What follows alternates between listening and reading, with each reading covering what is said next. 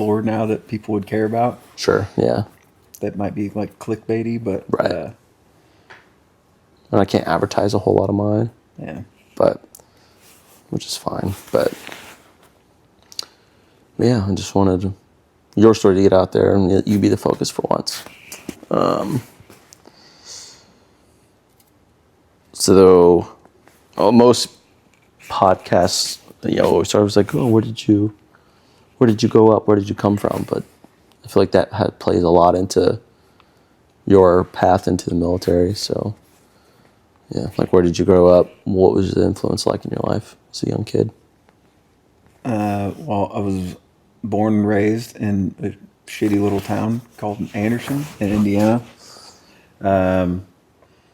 Oh God, it's like I know we want to be like detailed, but I could breeze through stuff. My parents divorced when I was 2, so I have a few memories of them together, but I don't really remember them ever being married or anything. They both remarried when I was like 6 or 7. But I moved around a lot. So when I was 8 or 9, my mom moved down to Fort Myers, Florida. And so I moved down there with her because she had like primary custody or whatever. I saw my dad every other weekend when we both lived in Indiana. But moved down to Florida from the time I was 8 or 9 until I was 11 or 12. And then moved back up to Indiana because at 12, my mom was like, okay, your decision. We'll take what you want into consideration. And so I'd never lived with my dad. So I was like, yeah, I want to go try living with dad, see what that's like. And moved back up to Indiana from the time I was 12 until I was 15. And like halfway through my freshman year, they had announced that my high school that I was going to was going to be closing down or becoming a middle school or something. And I was going to have to move schools, either go to like the inner city school in Anderson, which sucked, and which were also our rivals. So like, I have loyalty. Or I was going to have to go to one of the more rural schools out in the country, which was a drive, and I didn't really know anything about them. But around that same time, there are other factors, like my sister was a senior when I was a freshman. So if I moved back down to Florida, then I would get to go to school with her one more time. We'd be in the same school for one more year. And then my older brother had also just come back into the picture. So he lived down in southern Florida. So halfway through my freshman year, I moved back down to Florida so that I could be there with my sister and get to know my older brother a little bit better. And then I ended up graduating as a junior, more just because I hated all the people at school because I was not cool, like sports-wise and stuff. Like I played baseball when I was little. I played football in middle school into high school. Then I quit doing that because I got into JROTC and got on the marksmanship team. So I was like, okay, I can either do marksmanship stuff or I can do football. And I wasn't good at football, so I went into the shooting stuff. And then, when I moved back to Florida, I didn't get into any sports except like skateboarding, which I also sucked at. So, I was never actually good at anything. I'm like extremely mediocre at pretty much everything. But yeah, I moved back there. I graduated as a junior in 2012 with dreams of going to art school because I was super into drawing and video games, and I was a huge introverted nerd. So I wanted to be a video game designer and be a tattoo artist on the side. And then I got accepted into like two or three of the schools down in Florida. And like the cheapest 4-year program was like $200,000. So I was like, well, can't do always that. kind of been interested in the Army. But like, I grew up like around my dad, like he always had his shadow box was out, and I always knew that like every male in the family, more or less, that could serve, did serve in some way or another. So the interest was always there.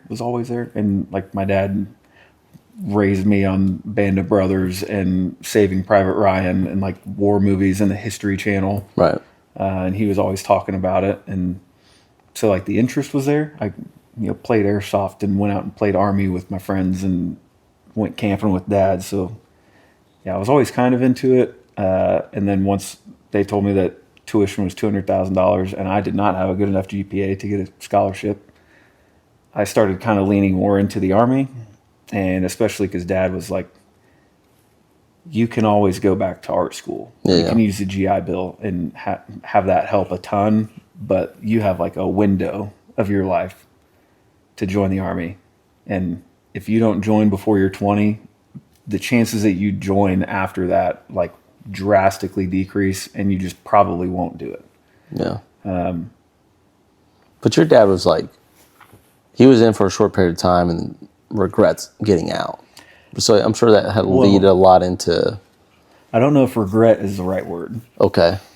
How would you describe it? You could very easily see him having stayed for a 30-year career. Right. Because he went to basic training with Sergeant Major of the Army. What was the last one's name? Daly? No, the artillery dude, Weimer. Oh, okay. Yeah, they were in basic together. Right. So, like, he would have been at that level if he had stayed in. And he had the personality for it, but he did 4 years active, then 4 years in the Guard, and then got out and wanted to get on the fire department. Right. But he loved the service. Oh, yeah. You know, so... Yeah, there's like a level of reverence that I was raised to have. Yeah. But what I'm saying is like that influence on his life in such a short span of time, I'm sure he's trying to like, hopefully that his boys, kind of has like a similar... Well, and he's chilled out quite a bit. As all our dads have. Over the last like 10, 15 years. But when I was growing up, dude, that dude was cutting my hair every Friday, high and tight. I didn't have a choice. Right. Jake's out here, hair down to his shoulders. And I'm like, what is this? Yeah, dude. What is this? From one kid to the next, the standards are not the same. Yeah, no. Yeah. I didn't have a choice. That dude was cutting high and tights in my hair. And he was much more stern when I was growing up. But, my older brother wasn't around, and I was his next oldest kid that he never had custody of until I was a teenager. Right. So he just got dropped with a teenager, him and my stepmom that, Jake was 8, almost 9 years younger than me. And I was 12, so Jake's like 2 or 3 or something. And yeah. Here's a preteen. Yeah, here's a teenager. Yeah. Full of angst. So it was a learning process for them. Well, yeah. But, I think he got it down by the time Allie got out of the house. Yeah. But, yeah, it was kind of rough. It was a little bit more stern and strict for me, I think, when I was there. But that's...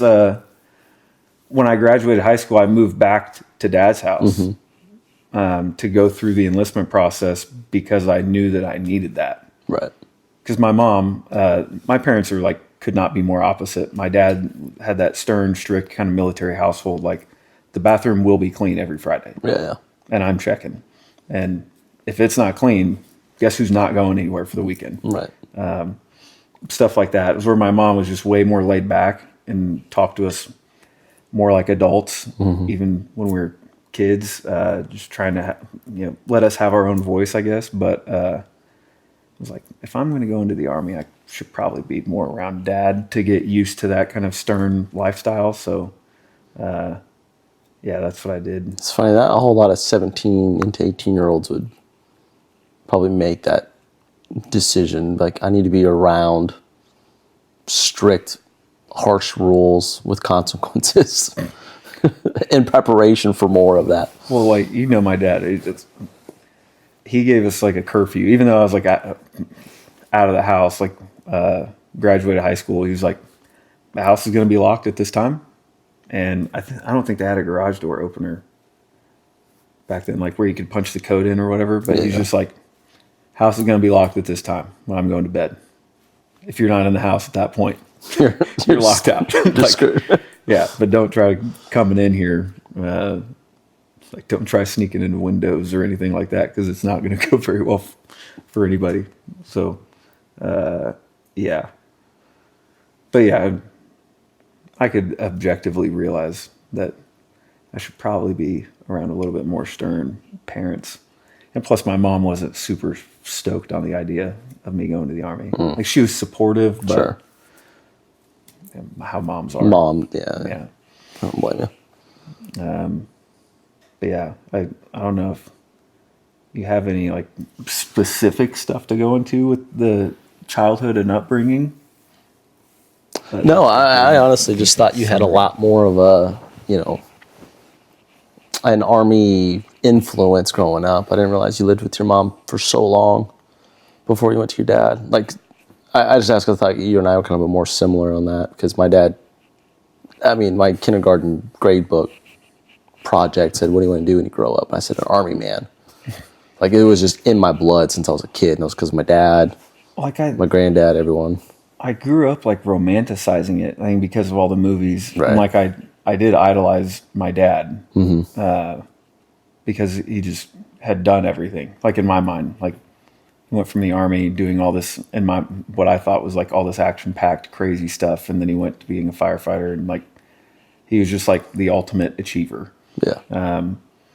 But seeing the pictures on the walls of my relatives, it played an impact, and I might be downplaying it, but I remember when I was in middle school, like the binders that you can put like the pictures in on the front cover. Yeah. Like I'm not exaggerating. This sounds super lame, but like I was drawing pictures of the 82nd Airborne logo as like a 12-year-old to put in there because I already knew what that was. Mm-hmm. And I don't know about like the special forces stuff or anything, but like Dad always hyped up the 82nd. Right. You know him now. Yeah, like, yeah. Checks out. He always hyped up the 82nd because that's always where he wanted to go. So it's kind of a weird thing. But like I didn't draw like Ranger scrolls. I didn't draw special forces stuff. I drew 82nd pictures all the time and put it in my binder at like 12. Right. What an idiot. Yeah, dummy. You should have just drawn scrolls, dude. Yeah. Tabs. Manifested better. Yeah, I manifested the wrong thing. So misled. But, yeah. Okay. So 17 to 18. So you graduate normal year, like a May, June, July. Graduation is a junior. And then that whole year you spent with your dad. Until so that was 2012. Mm-hmm. I think I graduated in like May. I think I stayed in Florida for June, July-ish, and then I moved back to Dad's house, and we started hammering the recruiters. Yeah, because you left in January, right? February of 2013. Yeah. So we started hammering the recruiters, and the thing was with the Army was getting airborne in the contract. Right. That was Dad's thing, was if you want airborne in the contract, you're going to get it. Like, we'll tell the recruiter to kick rocks until he gives us what we want. Because I scored high enough on the ASVAB that I could do whatever I wanted, essentially. So, yeah, we hit up the Army recruiter, and originally I was trying to sign up because I love the Jason Bourne movies. Mm-hmm. I wanted to try and do 35 Mike, which is Human Intelligence Collector, because at the time, to be a 35 Lima, which is a counterintelligence agent, you had to have 2 years prior experience in the intel world. And I think if you go and read the description of a counterintelligence agent right now, it's the most Jason Bourne sounding job. Sure. It's not. Yeah, no. I've worked with a lot of 35 series guys. Yeah. Well, you would hate it. I went to, like, my best buddy at Air Assault School was a 35 Lima. And so I got like the full scoop. Yeah. It sounds like there's cool aspects to that job, but it was not. It wasn't what I thought it was. But it's anyways. Like a agency job, not an Army job. So I was trying to sign up for 35 Mike with Airborne, and they wouldn't give it to me. They just said, like, that's not a thing. We can't attach that to that MOS. There's all these other MOSs that we can attach that Airborne package to. That's not one of them. And I was holding out, and I went to the Air Force recruiters, and that I didn't like that enlistment process at all, because it was like, give us 8 things that you'd be okay with doing. Yeah, no. Then I went to the Marine Corps recruiters, and this was actually like the day that I got my call, because I eventually told the Army recruiter, like, whatever you get, like infantry, whatever has airborne in the contract, I'll do it. Just get me airborne. I don't care. Because it was like, I wanted to do that for Dad. And I think as a kid, not growing up around him very much, and he was gone so much, because like when I was there in middle school, he was a fire chief. He was at a part-time department. He was the fire chief, number 1 dude. He was a full-time career fire lieutenant. Mm-hmm. And then he was also a union VP. So that dude was gone all the time. Right. Like the days that he was off from his full-time job, he still didn't get home until what felt like 7 or 8 p.m. So what little bit of sports I was doing, and I don't want it to be like the dad bashing hour or something like that, because that dude knows how tight we are now. But right. He just wasn't very present, Yeah. and he didn't say I'm proud of you all the time. So it was like, I don't care. And my mom's giving me shit for it, but it wasn't all for Dad, but I think a lot of it was for Dad, like for his approval, and to hear him say stuff like that. Like when I signed up, he told me he was proud of me. When I graduated basic, he told me he was proud of me. That was the high that I was feeding off of. And then airborne school was like the peak. Yeah. 'Cause it's like, how do you impress a dude who's done everything? Right. Like I have to go do more. In your mind, has done everything. Well, it's like I have to go do more in his professions than he did. Right. I have to outdo him. Yeah. And we're enough alike, I guess, that it just worked out that I just happened to be pretty okay at those things. But but yeah, I digress. I'll back up. It had been like a month or 2, and we're just like, Army thing's taking too long. Like, I want to get the ball rolling. And I went to the Marine Corps recruiter and told them, like, infantry, don't care. Whatever. I just want to get out of here at this point. And we made a point to walk directly in front of the Army recruiter's office on our way to the Marine Corps recruiter. I don't know if they saw me. I don't know if it made a difference, but went to the Marine Corps recruiter, talked to them for like 30 minutes and left. And I got a phone call like 10 minutes later from the Army recruiter that like, hey, we have infantry with option 40. And like, I'll be right over. Yeah. And so we spun around and went right back to the recruiter's office. I signed like my reservation stuff. And that was like October 10th of 2012. Yeah. And then I left for basic February 26th of 2013. So just on a whim, infantry airborne with the Ranger contract. You're like, sure, whatever. As long as it's airborne, I'll take it. Well, like the infantry stuff, Dad was telling me like, if you want to go above and beyond and get all the opportunities, he's like, the infantry gets opportunities that I, as an artilleryman, never got. We just don't get them. But he's like, all the stuff, the airborne and air assault and sniper, like those are the opportunities for the infantry dudes more than they are most of the other jobs. So, and then I knew like all the Band of Brothers and all those movies. Those are all infantry dudes. So it's like all the glory. Yeah. Went to them, and so I was down for that. I had no idea what the Ranger part was. Like I could Google it and see like what the scroll is, but I had no idea what that was besides like Black Hawk Down, which is actually, I don't know if it was a God thing, but the night that like I had already signed up and went through MEPS and everything, and the night that I was waiting to like ship out, Black Hawk Down was on. Okay. And I was just, the way that I interpreted it was, this is a movie where the Rangers just kind of get fucked up for like 2 hours.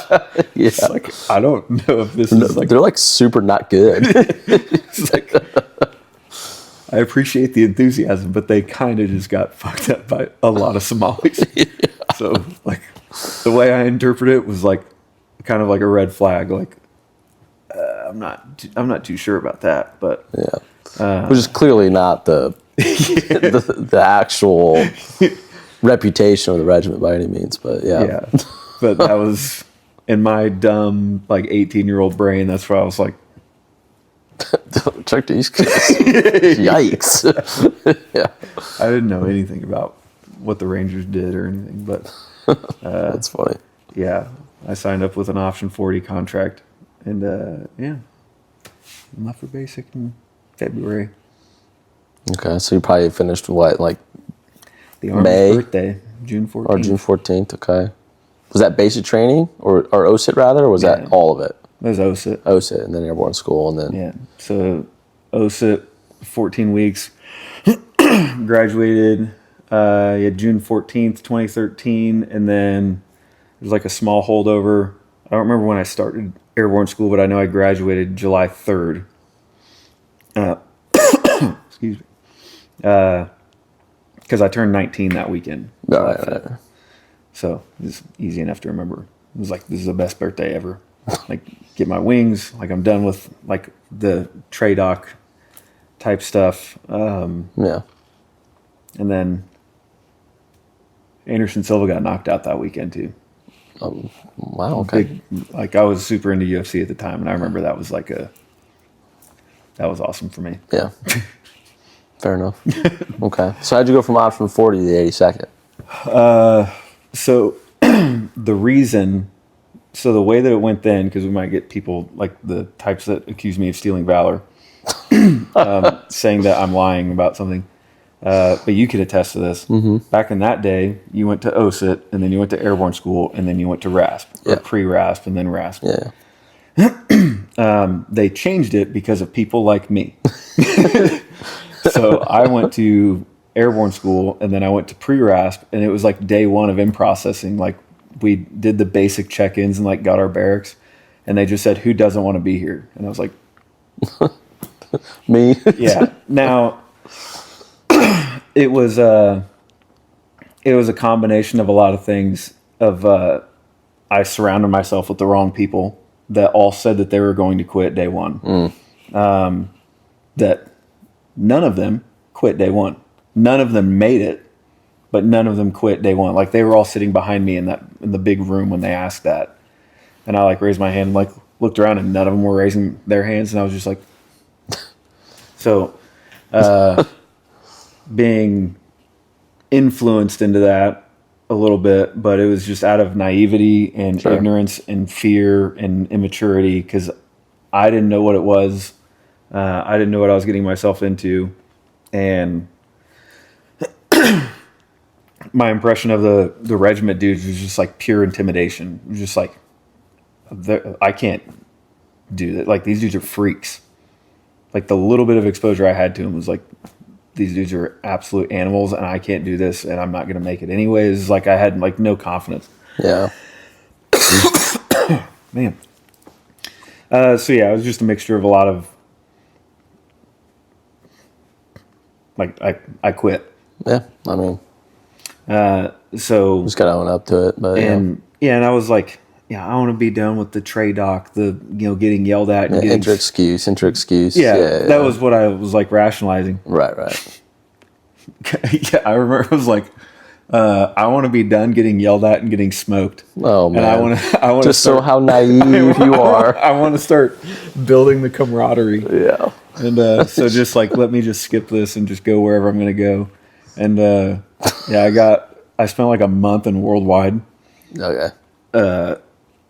And Worldwide is basically the holdovers for all the failures and dropouts and quitters from RASP. You go to like this just armpit, like cesspool of just the worst mindsets in the Army. And then you just sit there and wait for orders, and you just get detailed out for stuff around the 3rd Battalion area there on Benning. And they treated us like shit until we left. But yeah, little did I know, showing up to the 1508, which was at the time in 4th Brigade at the 82nd, that I should have just at least tried. Stuck it out. I should have just tried. Nothing changed. Yeah. And that's what, like we were talking about it earlier. I was like, I'm not saying that I would have made it. Because I can't say that. But it was like 3-4 months into my time at Bragg. I was just like, there's no way that it could have been worse than this. Yeah. At least it's only 8 weeks. Yeah. Like, I could have gone through all this and I would have a scroll and a tan beret right now. Right. And I know life in the regiment's even harder than RAS, but I was just like, sure. But yeah. You kind of think this like, oh, I'm going to escape it. Yeah. And then it's like out of the frying pan. It was so much worse than I ever imagined. Yeah. I thought the camaraderie just like happened right away. No. Yeah, you had to earn that one. Yeah. I don't want to like be jumping over any questions. No, this is perfectly aligned. So like, how was your first, I mean, you kind of already spoke to it, but your first, because from when you showed up to when you deployed was how long? Like 6 months. Okay, so how was that first 6 months? So they told us the first day that I showed up that we were deploying in 6 months. I realized later that the events that followed were in an attempt to prepare us for said deployment. I see. No, that was to get us in shape or to get us to have a level of rage and hatred in our hearts for our NCOs that they could then direct towards the enemy. Sure. That's what the effort was. Like one of my team leaders told me that. He was like, it was like a deliberate effort to just try and absolutely make you guys miserable and hate all of us, so that if we did have to go actually kill people, we could steer that rage. Take everything that you have that you want to do to us, you can do it to them, free reign. So yeah, it was, I got there in the first week of August of 2013 and then deployed in January of 14, but I called my dad on Halloween. I think it was the weekend of Halloween, to tell him that, like, Dad, today was my first day. I didn't get smoked all day. Jesus. Yeah. Like my first dress uniform inspection, they absolutely annihilated me in my dress uniform, like on the balcony at the barracks. Yeah. Yeah, just didn't matter. Yeah, we're gonna make sure it's ready for the next one. Yeah. Next inspection. Yeah. There was no limits at the time. And the wives were like freaking out, like, how could they do that? A different time, dude. It just was. I don't think they could do that anymore. It was reality, is what it was. It was brutal. Like, I'm glad I went through it now because it gave me so much perspective on things, but it was fucking rough. Yeah. Like, for the first few weeks, because I just had no money, like all I had was my laptop and my Blu-ray full saga of Star Wars, and that's all I had in my room. Like I had to go to the PX to like buy sheets and a little blanket. Like I had nothing in my room, and a lot of times I would just go back to my room and literally just stare at my ceiling and like contemplate like how much I hated my life, because every day was just, PT was essentially a smoke session. Into on the calendar every day, Monday through Friday, it said 09 to 11:30, fuck up Joe, and from 1300 to 1630, fuck up Joe. And somebody took the time to write that on every day, Monday through Friday, for the whole whiteboard calendar, and that's what was hanging in the company area, and they held that up.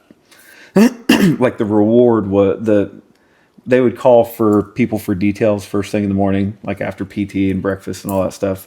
You know, hey, give me 5. It got to start, but it turned into like you laughed at like how physical we all are. Dude, it was like ripping shirts to be picked, right? Because that was the reward. Right. If you didn't get picked, you got to escape hell for a short period of time. Like that's how it started every day, was whoever didn't get picked, you were getting punished for not getting picked. You weren't fast enough. You didn't have enough sense of urgency. So whoever didn't get picked for the detail was immediately doing push-ups. So yeah, it was like literally ripping at shirts, like almost fighting people to get to the front of the line to get picked for this detail. And then sometimes they would just pick everybody in the back anyways. And then everybody in the front would get fucked up. So like, yeah. Yeah, just straight torture. Yeah, there's no winning. Yeah. It's character development. Yeah, that's what it was, yeah. Took some young lads and made them into young men. Yeah. It was brutal, but that was only really until we deployed. We got smoked one real good time, like the week we got to Afghanistan, like in the transient tents, waiting to go to where we're actually going to be working. Yeah. There's a little bit of complacency had set in, and now, like, I guess for context, everyone in my battalion had been in combat. Right. Even the privates, like, they had just been deployed in 2012. Right. So showing up in 2013, like there were privates that had CIBs and stuff. Like everybody was salty. So getting to Afghanistan and a little bit of complacency sets in with the brand new guys. That was one of the more brutal smoke sessions that they ever had. But the difference was that we were in country. Mm-hmm. So there were even less rules. And so like dudes put hands on dudes. There's some wild stuff said. But like dudes literally grabbing people, taking them to the ground. Like it got really physical. It was over the top. But they're like, we're fucking here. Yeah. Welcome like, to Afghanistan. Yeah. Yeah. Like this is where the war is. Yeah. So like if you either go home or you don't. Yeah, like, and I appreciate the sentiment. I think I was too young and I didn't understand it at that time. Yeah. So it just seemed like a lot to me. I think I delivered the same kind of message to my dudes on my second deployment. I just didn't do it in the same way. Sure. But that's just all that stuff taught me, what kind of leader I wanted to be and what kind of leader I didn't want to be. Yeah. And so I emulate a lot of the messages. I don't emulate the way the messages were delivered. Sure. Yeah. But yeah, so once we got to Afghanistan, it all kind of slowed down, and they didn't really treat us like shit too much. But we didn't really do anything. We're on Bagram for like 4 months. Basically the entire mission, at least for our platoon, because we got split up by platoons. Like first platoon was in one spot, second platoon was in another spot, like in different regions of the country. Yeah. So they broke the entire battalion up. And at least for our platoon, we got tasked with essentially JSOC compound security. Mm. So we were checking badges and pulling security in guard towers, 12 hours on, 12 hours off for 9 months. Sick. Yeah. So the first half was in Bagram and the second half was out in Mazar-e Sharif. Like Bagram, we had like the indirect and the rockets and stuff, but like I have no heroic war stories. Sure. I have no combat experience. Because it was like a month and a half into that deployment. We had one dude out in this is my craziest story, is we had one dude out in the field right outside of one of our towers shooting, like not an AK, but like some generic hunting rifle in the general direction of our tower. And he was behind like a very sparsely vegetated bush, like it's mainly branches, and he's just sitting behind it, leveling the gun at the tower, and he was shooting. Not saying he was hitting the tower, but he was shooting in our general direction. Where like, if our ROEs were hostile act or hostile intent, we would have smoked that dude. It wouldn't have been. No, it wouldn't have been a question. Yeah. But enter Obama. Yeah. So we couldn't. It was that moment, like that dude firing little pop shots at us, and went out on the catwalk with. We called the SOG, the Sergeant of the Guard, out to our tower to come and go through our escalation of force with us, essentially, which was tell him verbally to go away, get on the loudspeaker and tell him to go away, call for the interpreter from the talk to tell him to go away, then blare the air raid siren, which is just on our loudspeaker. It was just like a woo, woo, woo, woo, which was like, it was super, super loud. It would echo across the valley, but do that. And then finally call for the SOG to come out, and he would essentially go through the entire thing again. And then he would make a determination of what to do from there. So we did all of that. I remember, I won't say his name, but I remember who came out. He was a guy who had like 2 prior legit deployments, and he went through his whole thing, and he was essentially just like, fuck this dude.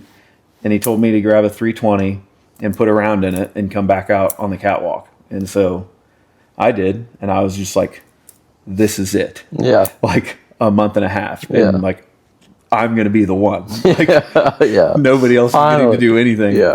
I was like, I could miss this dude. Like, he was maybe like 30 meters away. I was like, I could miss. He's still dead. Like, this is going to be awesome. And we're like putting the round, like making eye contact with him and showing him the round, showing him the 320, putting it in and just aiming it right at him. And I was just like, this is it. And the SOG reached through the window and grabbed the phone. And he was like, hey, this is Sergeant so-and-so at Tower, whatever. We have, threat in vicinity of blah, blah, blah. And they had a camera inside the compound that the talk controlled. So they looked out and they observed. And he's like requesting permission to engage the threat. And they were like, Roger, stand by. And then they called somebody else. And then I'm guessing they called somebody else who called somebody else, who told us all to stand down and continue to observe the threat. So then that came back down. So it was like 15, 20 minutes of just sitting there waiting just to get told to stand down. And I was like, okay, that's like when I completely checked out of that deployment. Yeah. It was like, we're here to sit here. We're not here to actually keep people. They told us to keep people away from the walls because that camp that we were on had been like, they dug a hole underneath the T-wall. And came in and like killed 5 people, right? Like 2 years prior, like Taliban in the wire, like yeah. and they're telling us our job is to keep them away from the walls. But then they would come to the walls, we'd go through our escalation, they would tell us to observe, and we're just like, okay, so we're not actually here to do anything, just sit here and be a presence on the wall. So yeah. The cool part of that deployment was the exposure. I mean, getting exposed to like IDF and stuff was interesting because we didn't know what to be afraid of. That's like what I've realized in hindsight is like we played all of our fear off of our leaders' fear. Right. So if they faked it, which I've been told since then, like, they were scared, but they didn't want to appear scared because they didn't want us to be scared. So we just didn't know any better. Because there are some of them that were close. Most of them weren't. Bagram's huge. Right. So you could have a round impact Bagram. It could be 3 miles away from you. Right. We had a few ones that were actually close. There was one night that they actually fired like a dozen that were all like dialed the fuck in, but I think they were all like impacting more across the street from us. But again, like I have no crazy cool heroic war stories or anything, but there was one that was close enough that when the CRAM finally hit it, it was close enough that we did have shrapnel land around us and stuff from when it blew in the air, but that's it. The other cool exposure of that deployment was seeing the special operations side of stuff. Yeah. We saw the regiment dudes. We saw a bunch of group dudes. We saw SEALs. We saw dudes in civilian clothes, saw SAS dudes. It was just like, holy crap. And seeing like the difference in personality and attitude and how they carried themselves and physicality and the gear. Yeah. And it was just like, I thought what we had was cool. And then I'm seeing what these guys had. Like, what the? Like, we get issued trash. Yeah. It's like, so it was pretty eye-opening. God, I don't know what to say and what not to say, but like, we got to talk to those guys because we lived on the same camp as they did. So we got to interact with them, and like 160th pilots and stuff. Like, they were all really, really cool to us, and just seeing a little snippet of the other side kind of piqued my curiosity. Sure. Ever since then. I mean, who in the 82nd as a private wouldn't, like, oh, wow. You know what I mean? Yeah, I remember when we were in, I know who they were, but there was one dude, so we're on a JSOC compound, so like regular people couldn't just come in, regular infantry, regular army weren't allowed in. You had to have a certain kind of badge. We had to let on an entire company of National Guard dudes from down the road because they were getting to go and be outer cordon for some unit going out to do missions. Yeah. And they knew who we were, even though none of us were wearing unit patches or anything. And this dude came up to us as we're just sitting there like hating our lives in a tower. And this guy was like, hey, I just kind of want to apologize to you guys that you got tasked with this because I know where you're from. I know the culture there. I know that you guys want to be doing stuff. I want to let you know that we have requested you guys repeatedly because we would way rather have you guys be our outer cordon than the dweebs up the street that we're getting. But your command team is denying all of our requests. So I just wanted to say sorry that we can't take you guys. And so seeing guys in like loading up in these like blacked out Chinooks and Blackhawks that were in civilians with suppressed guns and cooler night vision than we had with a bunch of like fat dudes who looked like they were trying their best to look high speed with their like muffin top combat shirts and stuff, like they're the standard issue, like tactical turtlenecks and stuff. Right. And we're having to sit there and check their badges as they're coming on to go out to the flight line. You're just like, this sucks. But yeah, it was 9 months of that. We came back in October of 2014, and then that's when you and I met shortly after. Yeah. So coming back from that now, like my entire perspective has changed because now I don't have a combat infantry badge, but I have a deployment patch. Mm-hmm. And like everybody who had deployed previously kind of like cut us slack because they were... It's not your fault. Yeah. Yeah, like, you didn't do anything. Yeah. So they didn't mess with us anymore. We were deployed E4s now. And a lot of us were competing for team leader spots. And we're looking around at like who's going to be next. And it's like, well, I'm definitely more squared away than him. And I think I'm more squared away than him, but I think the leadership likes him more. And so we're all kind of like competing for this next team leader spot to get to be an NCO. And then you show up and we're like, motherfucker.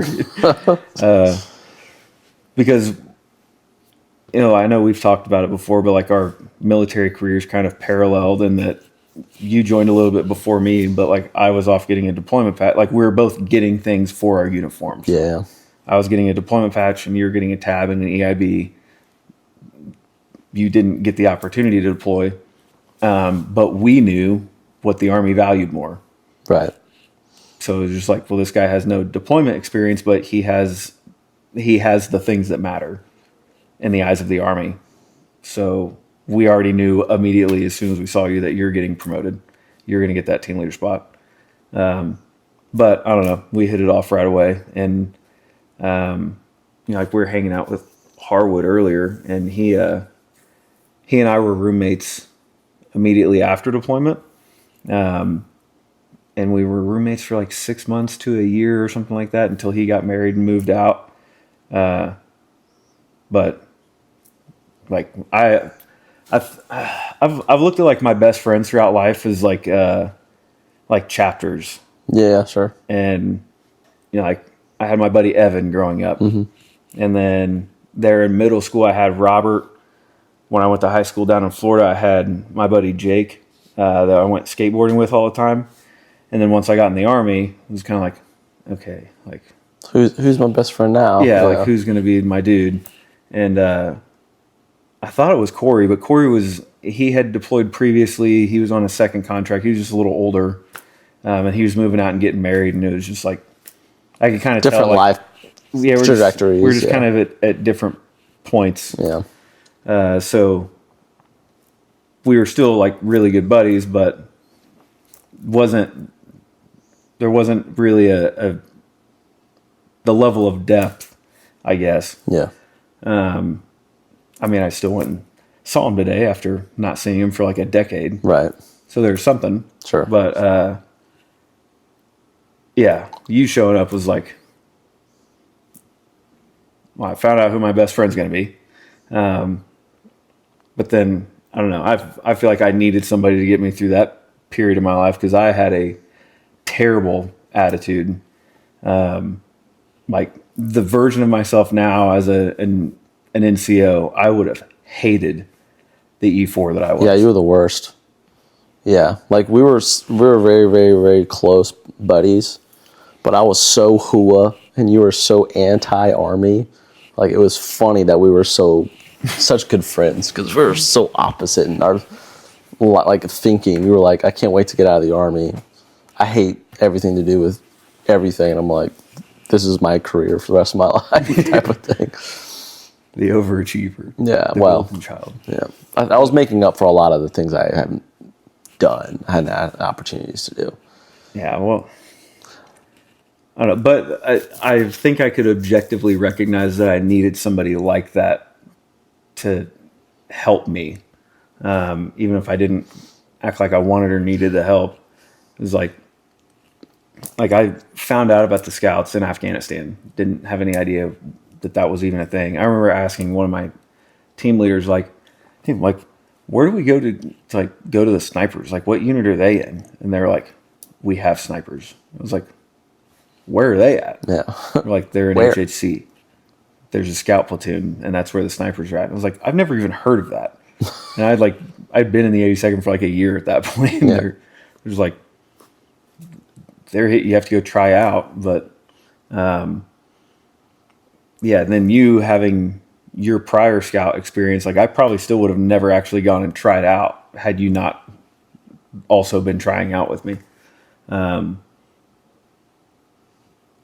Then one of us got picked up and the other one didn't, and for a couple reasons. But we're kind of let me have it. Yeah, we're kind of bypassing it a lot. Like I show up in January 14 or 15, and like you're one of the first people I meet. Yeah, it was like a year in the battalion. It was like a year before I actually tried out. Yeah, like December. Or yeah, something. Yeah, it was. Yeah, it wasn't very long. I know it was cold, very cold, but like that span of time. Like, what do you think it was that? Like, I think it's a God thing, but like, what do you think? Why did we click so quick, so easily? Because for me, it was like, oh, that's my dude, and that's it. It wasn't even like a conscious decision.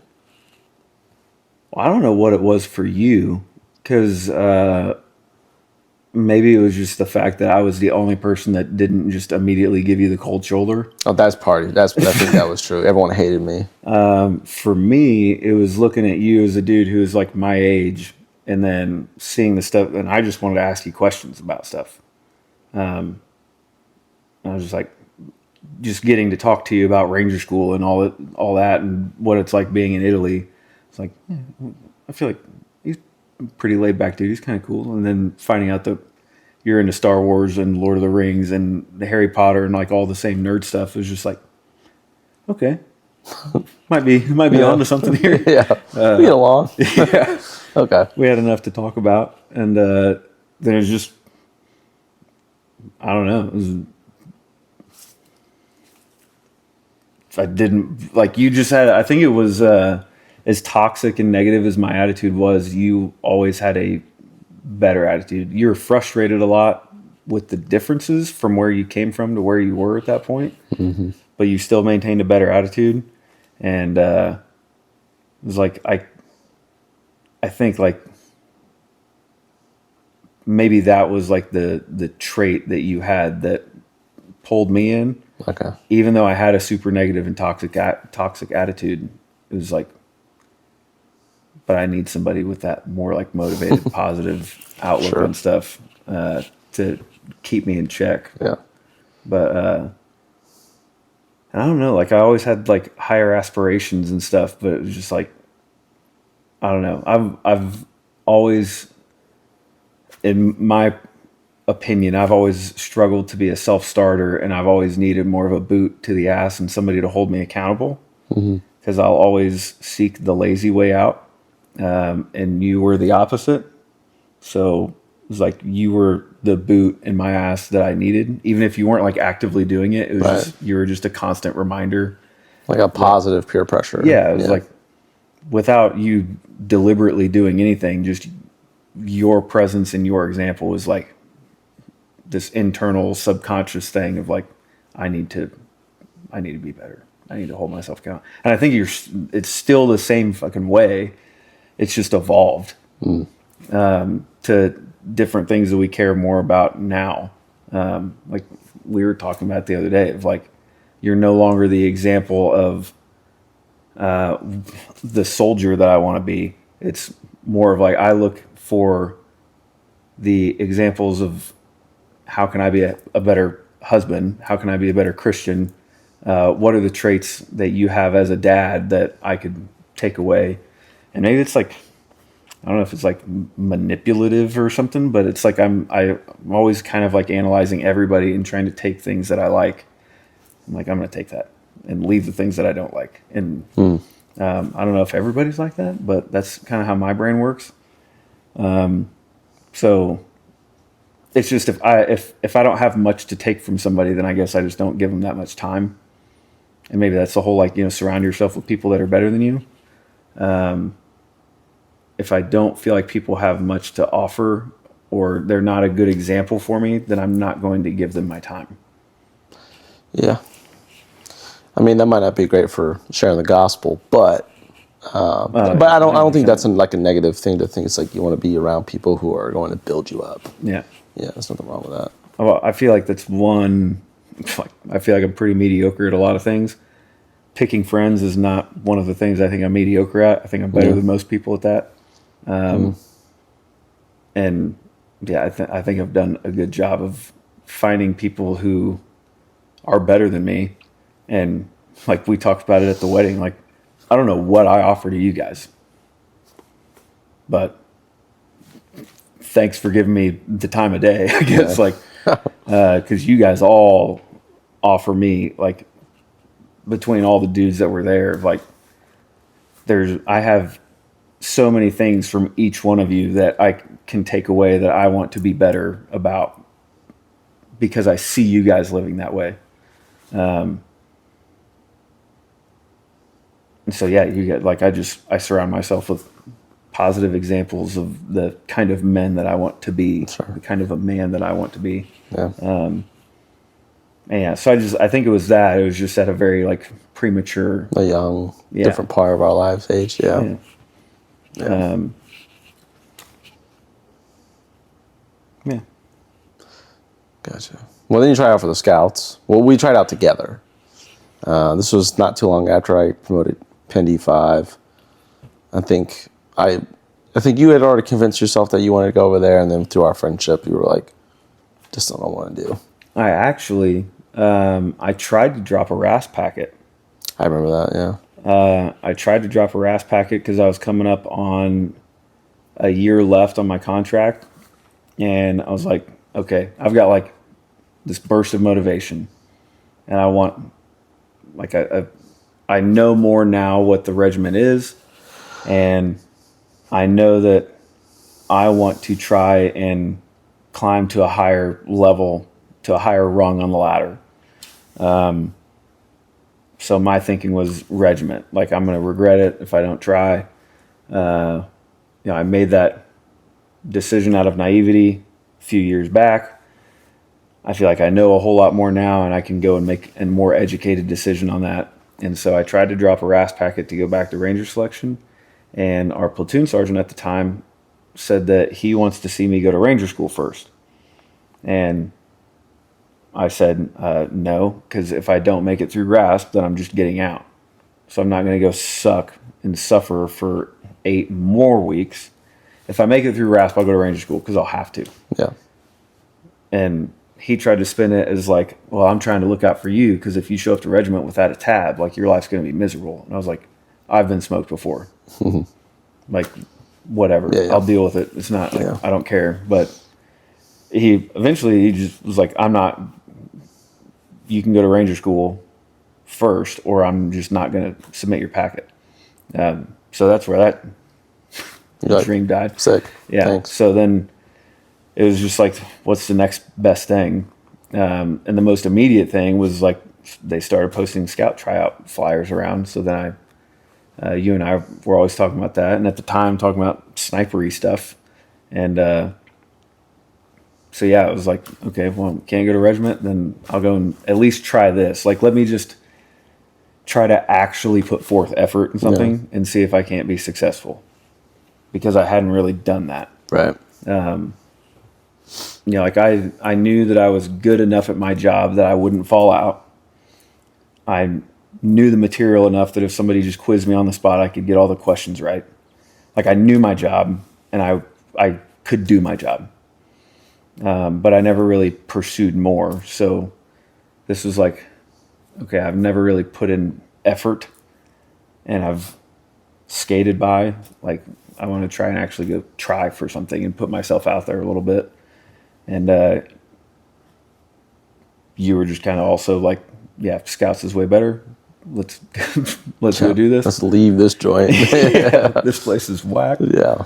Let's go and try to do the Scout thing. And so we went over there, and I don't remember what it was, like 3 days or 5 days or what, but the PT test and little swim test thing, the land nav, and then the ruck, and then a rig X. And it was split up over a few days.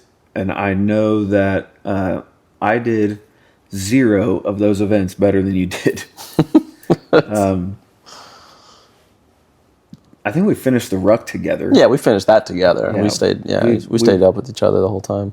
Yeah, which they tried to kind of mold it after the like SF selection. I remember like they had like a mini star course. The ruck was unknown distance, unknown time, and then they had like it was an a Ranger PT test, RPFT or whatever. Mm-hmm. And then like that little swim test thing. But I got a good enough score to pass everything except for my 5-mile run.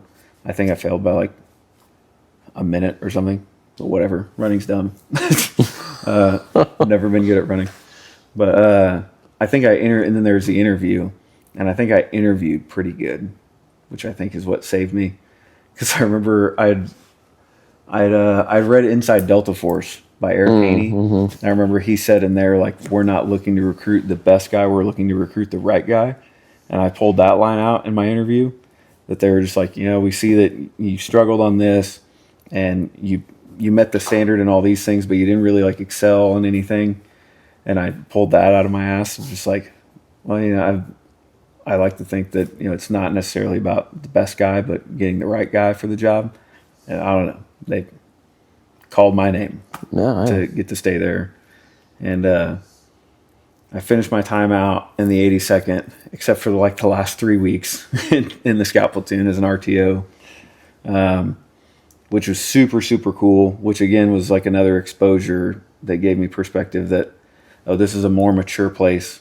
Yeah. The standards are higher. the performance standards are higher, and so the customs and courtesy standards are a little bit lower. It's like a trade-off. You earn you earn these lower standards by having these. Yeah, I'll allow you to slack here, but I need you to excel on these things. Because they told us like there's a few privates that got picked up, and the platoon sergeant at the time was just like the welcoming brief was, we're going to teach you how to do the job, and if you can't do it, you're going back to the line, and that's it. You can either perform or get out, which I thought was just really, really cool that they're like, going into the ISOFAC, like, here's our mission. We're planning it. We plan, like, say your scout observers and senior scout observers are planning your routes. Privates and specialists are planning the routes. They're planning the checkpoints, the casualty collection points. They're planning your backstops. If you're doing area recon or route recon, like they're planning everything about how to get from point A to point B, and like the tactical maturity that's required in that, but then the trust that's required in that. It was just a different side than I had been exposed to, and like the freedom of the packing list of like, we're not going to mandate that you bring everything. You bring what you need. Don't be an idiot. Yeah. Just a totally different perspective on the military of like being trusted like an adult. Yeah. I think it led me, it made an impact that led me to where I ended up going later on. But I just did a few training rotations there as an RTO. In my year that I was there, I was the only RTO that ever got comms every time we went to the field. The other RTOs were good. I think they knew more than me, but they couldn't always get comms. I always got comms. I don't know what to tell you. They knew fancier antenna and all the antenna theory. I always got comms. So like it was cool to, I like took pride in that, and I kind of started nerding out about radio stuff. But it was rough. But like I remember going over there for the interview, and they said, "What do you want to do when you come over here?" And I said, "I want to be a sniper." And they're like, "Okay." I remember I said, "I want to be a sniper, but I'm sure everybody says that." And they were like, "Yeah, so you'd understand if we maybe wanted to start you on the recon side of the house, and then maybe eventually you can bump over to the sniper side." And I was like, "Yeah, I want to be here wherever you want to put me, but that's my dream." And then I got RTO. So we got to go do sniper ranges and stuff with them, which was really cool. But we got to do some cross training, some stalk training and stuff. It was a super cool experience. But like 3 weeks prior to, no, it might have been a little bit more than that, like 6 weeks prior to ETSing, I was wearing a Cry Precision field top to EIB. And it was under my kit, and I had a regular top in my bag, so I didn't think it was going to be that big of a deal. Because I was like, okay, if I get in trouble, I'll just change. No big deal. That's not how that went. No. Because I got sniped like right before I got on the bus to go out to EIB. And I remember the sergeant major's name, and I can see his face. But I remember he said, like, what you're wearing, because I didn't have name tapes on. Mm-hmm. It didn't have the name tape sewn on. I had my unit patch and deployment patch and all that stuff, but he told me that I was breaking the Geneva Convention by wearing a top that doesn't have U.S. Army and my name on it. So that's ridiculous. Yeah. Tell me that you're a complete idiot without straight up telling me that you're a complete idiot. But he told me, I remember he said, "How many deployments do you have?" And I said 1. And he said, "I've got 6, and I still follow the fucking rules." I was like, okay, like, all right. And he just told me to go get my commander and my first sergeant. So I ran back to my company, got the commander and first sergeant, told him that he wanted to see him. And then they told me after that, go get all your NCOs. I brought every NCO from the scout platoon up to the first sergeant commander's office. And then they had me, while wearing the top, because I told that sergeant major, like, Sergeant Major, I have a top right here. I can just change real quick. Like, no big deal. He's like, no. Like, we can handle this at a 1, and we're going to handle it at a 10. No, go get your first sergeant. So the first sergeant commander had me stand in front of all of my NCOs with that top on and proceeded to berate me. And I can't remember the commander's name, but I remember he saying, like, after all of his, like, raging that he was doing, he said, and I know you went and had that top tailored to fit you, like, you arrogant piece of shit, or something like that. And I was like, it's like that from the manufacturers. Yeah. Like, it was just like so bizarre. But I ended up getting kicked out of scouts, and I remember I got kicked out and I went back to Seco. They told me, they just said, go back to whatever fucking company you came from. And I went over to Seco and knocked on the door. I won't say his name, but knocked on the door, and this first sergeant, who was like known to be the biggest dick first sergeant that we had in the battalion, was like, awesome, this is gonna go swell. He tells me to enter, and I go in at parade rest, and I said, first sergeant, I was told to report to you in process into Charlie Company. And he just said, how about you get the fuck out of my office and learn how to report and come back? And I went from his office down to ACO's office, which is where your old platoon sergeant from the scout platoon was the first sergeant of. Went in there, was on had a much better relationship with him. Yeah. Went into his office and was just like, hey, first sergeant, I just got kicked out of scouts. Can I come to ACO? And he was just like, what the fuck did you do? And I was like, oh, I was wearing this top. And he was like, people wear that top all the time. Like, what's the problem? And I was like, I don't know. Sergeant Major so-and-so sniped me and got me kicked out of scouts. So I would like to come to ACO. And he was just like, how much longer do you have before you get out? I was like a month. And he was like, can you just not get in trouble until you get out? And I was like, Roger, first sergeant. He's like, all right, see you, dude. He's like, go down to second platoon or whatever platoon. I don't even remember what platoon it was. Went down there and basically just went full bore into out processing and just getting out. But I had like one little burst of motivation. I was going to try and get my EIB, but I wore that top like a dirt bag. Yeah, dude, piece of shit. But I had been working for like almost a year to try and get on a fire department when I got out, because it's a very, very long process. Yeah. It's what my dad always did. And I didn't have any idea what I wanted to do when I got out of the Army, except I knew I didn't want to go to art school. Right. So I was like, I know that I like doing physical stuff. I like being outside a little bit more. I like having a change, and drawing and art is stuff that I enjoy, but it's not something that I would want to have to do every day. Right. So I was like, I don't know. My dad's always said he wakes up every day and he's happy to go to work. He loves his job. And I had no other like leads. Sure. So I just started pursuing that because I didn't really know what else to do, and made that happen.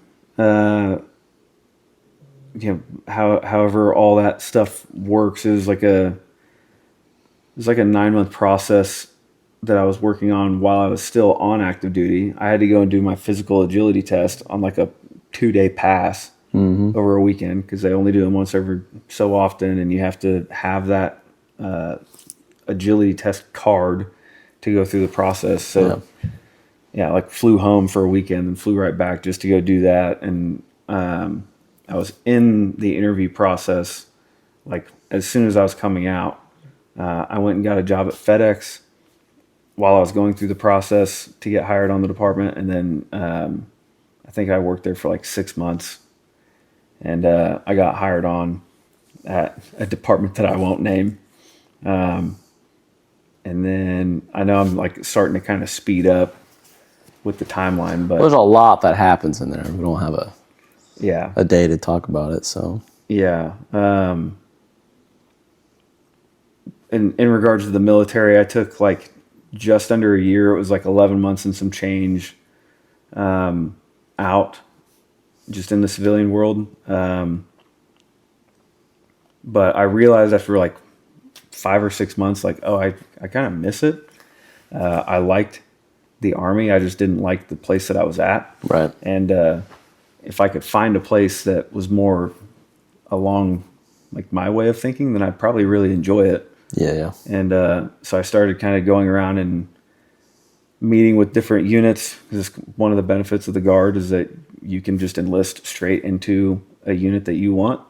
So I went around to a few different scout platoons in Indiana, and all of the ones that I was exposed to, I was like, this is the same dumb shit that I was dealing with on active. Like, just lack of communication, complete cluster, like from the get-go. And I'm just like a guest. Like, I would have to sign waivers to go and just like ruck with them and camp with them and just see and like observe how they operate to see if that's where I wanted to be. And like none of them were it. And then the LURS was a unit that I had known about since I was on active, because one of my dad's buddies that he was on the fire department with was in that unit. I see. And so when Dad and him were talking one day at work, he asked Dad how I was doing. He's like, oh, he's good, 82nd Airborne Infantry. He's now in this recon scout platoon thing. He was like, if he ever goes into the Guard, he should look into the DECO 151 long range surveillance. It's an airborne infantry recon unit in Indiana. And so I knew of them, but then after I went to those other units, I was like, okay, I'm going to go try and reach out to this unit. And it was this, because I got out, I went on terminal leave in December of 2016 and got out January of 17. And then it was December that I was interviewing with them and going through the enlistment process with the LURS guys. So you had to interview, like, first thing, which I was like, okay, this is different than the other places. They're kind of a little bit, they're not just like opening the door to me. They're like, no, we're going to vet you. And I showed up like with my ERB at the time. And I remember sitting across from 3 dudes, all of whom were tabbed with CIBs with Ranger Scroll deployment patches. And one of them had a mustard stain in his wings. And it was like, okay, this is like a stacked interview board. And they just looked over all the positions that I had and my experience and all that stuff. And they're like, hey man, just talking to you, we think you'd be a great fit, but the LURS is going away. And I knew that from like active duty. They were announcing that back in 2016 that the LURS was going away. I was like, yeah, you guys seem cool. I think this is where I want to be at, even if the LURS is disbanding here soon. So then I went there and went through RASP, which I'll give some backstory for that company. So the DECO 151 guys, and I'm very passionate about that unit, love that unit to death. The DECO 151 guys were an organic part of the Ranger Regiment in Vietnam. They were like DECO 151 infantry. And then when they got mobilized as a Guard unit to go to Vietnam, they were the only infantry unit from the National Guard to deploy to combat in Vietnam. They were sent to Fort Benning, and they broke the company up into smaller groups, and they sent them to Pathfinder, Airborne, Ranger, and Recondo schools. And so they kind of all got specialized in their own little things. And then they went over to Vietnam, and once they arrived there, they were redesignated from DECO 151 to DECO 75th Ranger Regiment. And so they operated as that until they were that way for several months. And then the organic DECO 75th Ranger Regiment from active duty came and like relieved them in place. And then they went to DECO 151 Long Range Reconnaissance Patrol with a Ranger identifier, which I've never seen that except in that one unit. And that might be more common with some of the LURP units back then, but there's a Ranger Regimental Archive website that you can go to, and they have all of the units that were for a period of time organic to the regiment that have claim to the scroll and claim to that lineage, and they're on there. Like Google the Indiana Rangers. It's DECO 151. Yeah. So with that, they wanted to maintain a lot of that Ranger lineage because there are still a lot of the Ranger dudes that were in that unit that were still alive and still around and kind of like active somewhat with the organization still. So in order to pay respect to those guys with the example that they set, they wanted to maintain as much of that Ranger lineage as possible. So they called their assessment phase RASP, which was Recon Assessment and Selection Process or whatever, which essentially consisted of a lot of the same gates that any other tryout or selection would have. So, but you just had to do it on a drill weekend. So you had to check these boxes. So it would be like a STAR course, land nav test, a Ranger PT test, a 12-mile ruck, a 5-mile run. You had to maintain a 270 every month at drill on your PT test. And then you had to do a general knowledge test on infantry stuff. And then you had to do a unit history test. Mm-hmm. And once you passed all those things, you'd get moved from the assessment platoon and you'd actually get put on a team. And then once you got on a team is when all the benefits kicked in. Right. So I remember showing up there in my first drill. I was in civilian clothes, and everybody was introducing themselves as their first name. Everybody had hands in their pockets. The first sergeant commander introduced himself to me with their first name, and everybody, like E4 and below, it seemed like 80% of the lower enlisted guys had multiple skill badges. Like at least airborne and air assault. If not, there were E4s there with Pathfinder and E4s there with an EIB, and there were quad stacked E4s, triple stacked E4s, and I was just like, what is this place? Sure. Yeah. Because at the 82nd, you were not getting any of those opportunities. No. I remember talking to one dude who was a quad stacked E4, EIB, airborne, air assault, and Pathfinder. And I was just, my first thing was like, what'd you do to get demoted? He was just like, I don't know what you're talking about. Like, we just get these opportunities, and if you're available and you can go, then you can go. So once I got onto a team, that's when kind of all the opportunities started rolling in. I hit air assault. Like I got my governor's 20 tab like the month after I got out of RASP. I think it was like the following year I did BLC and air assault back to back. And then I feel like every year I was doing something. Like I was gone every year. Pathfinder, Jumpmaster were pretty close to each other. I felt like there was a gap. There was like BLC and air assault, and then there was a year. Maybe that was when we went to. That was when we went to California. So I was already gone for like a month. So I don't remember if I did anything that year. Because I think it was 2021. I did Pathfinder and Jumpmaster back to back.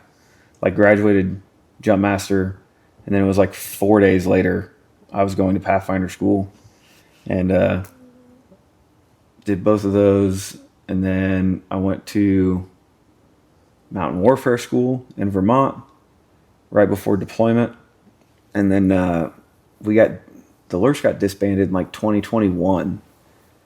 And for anybody who's watching, because there's people out there that claim that they're in the last LURS company, they were not. DECO 151 was the last LURS company in the entire United States Army, because our state sergeant major used to be in our company, and he wrote us an extension, like a 2-year extension. So every other LURS company in the entire Army cased their colors, and we were still doing LURS stuff. So we were the last LURS, and there's just a ton of pride with that. But with all of the opportunities and the relationships that I had made there, I really wanted to deploy with that unit.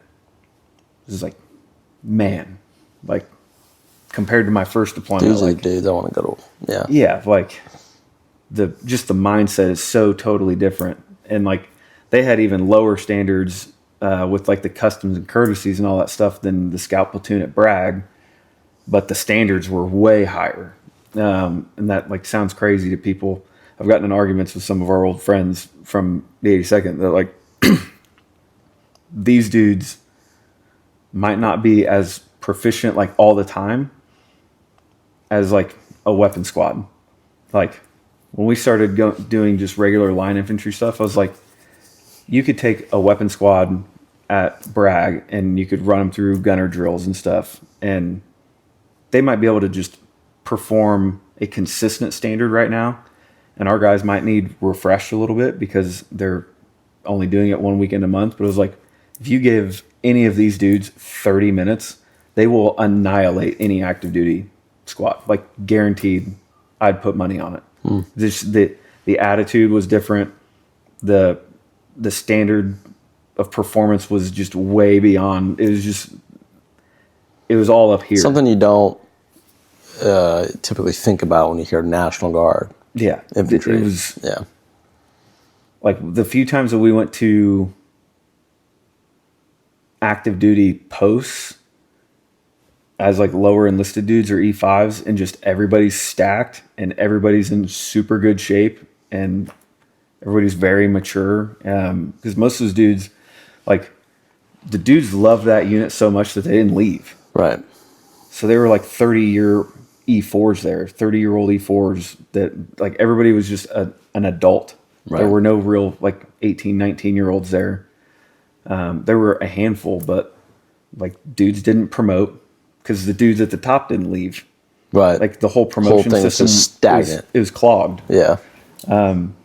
For the best reason possible. And so you just had a bunch of dudes that were super tight with each other, like knew each other's families and checked in on each other outside of drill. And it was just like the relationships were way closer than most that we had on active duty. Yeah.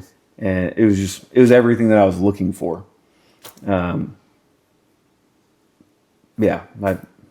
I'm like reminiscing now because it's not that way anymore. No. It bums me out, but that place was like the peak, and it was fading. Like that culture was fading, but it was still there through our deployment, where we went from 2023 to 2024 to the Horn of Africa. We were out on the coast of Kenya, like 50 miles south of the Somali border, and we were essentially running like regional stability operations. Blanket statement. Mm-hmm. But we were going out, which was cool. We were getting to go outside the wire, and it was designated a combat zone while I was there. So actually getting to put a round in the chamber and go outside the wire and go patrol, mounted and dismounted patrols. Even though we weren't getting into combat, we were like making a very real difference because we're going to these villages and bringing them things that they never had before. And like one village had never had electricity.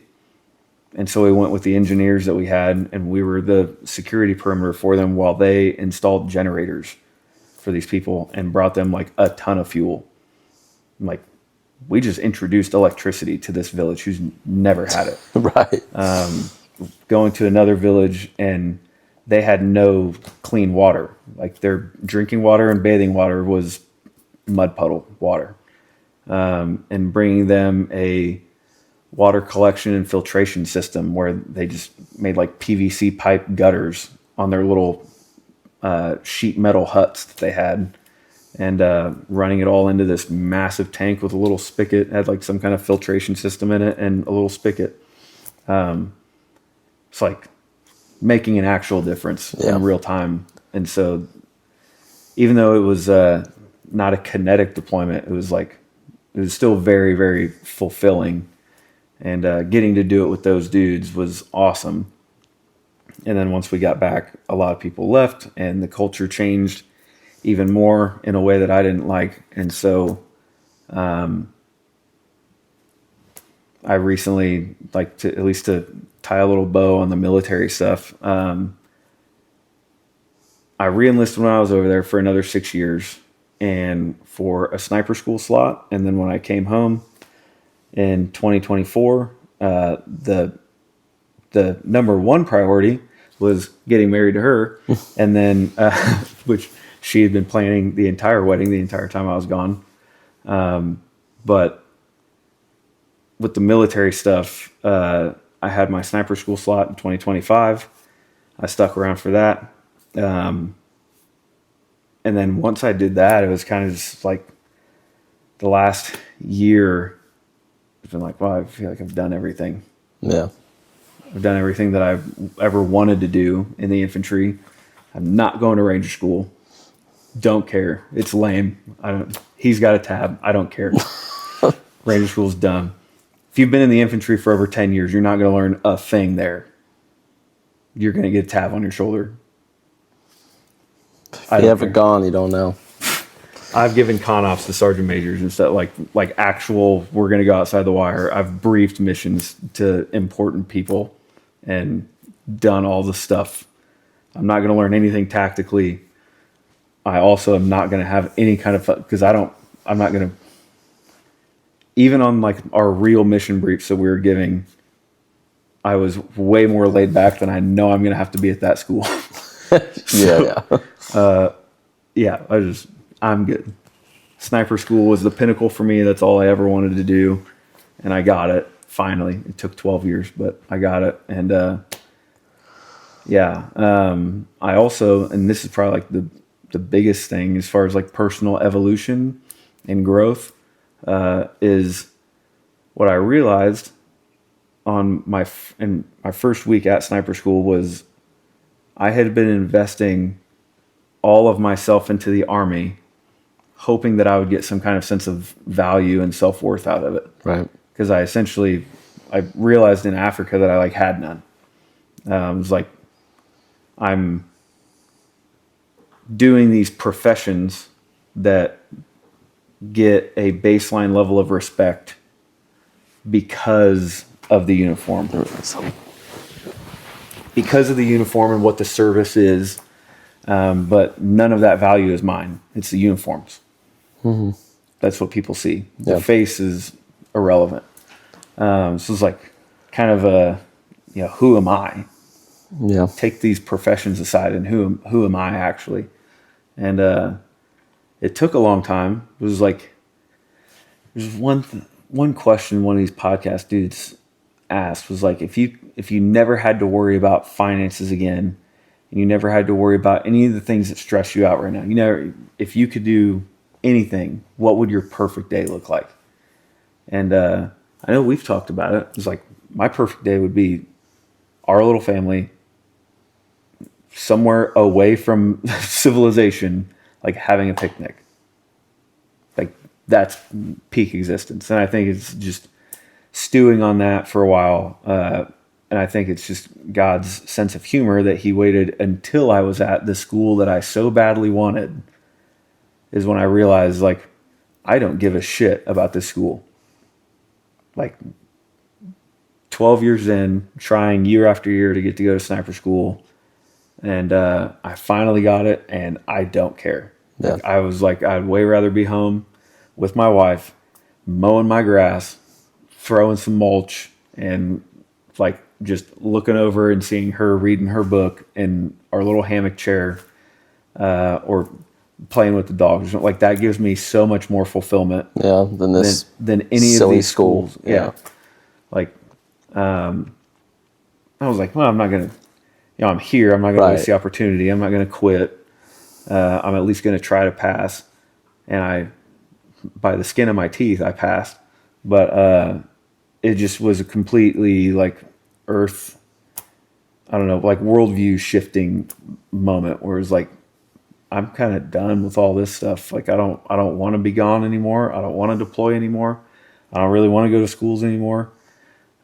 So I've just recently switched out of the infantry into a parachute rigger company.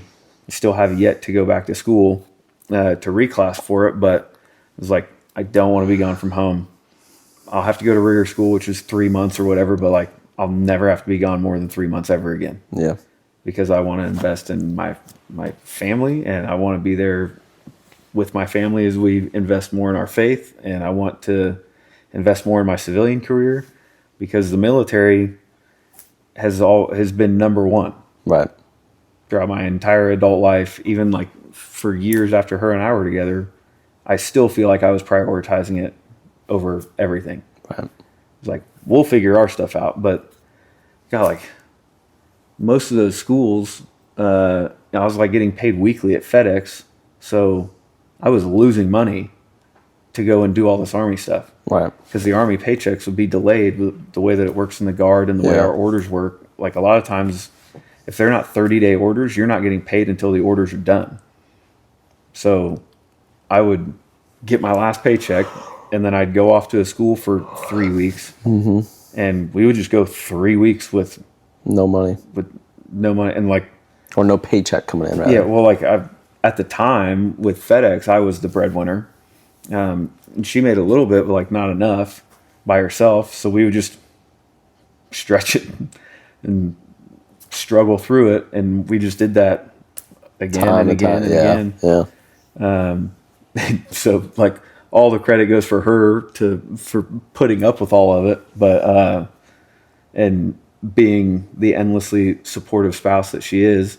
But just like, what am I doing all this for? Yeah. And like, this isn't the number one thing. It's not, right.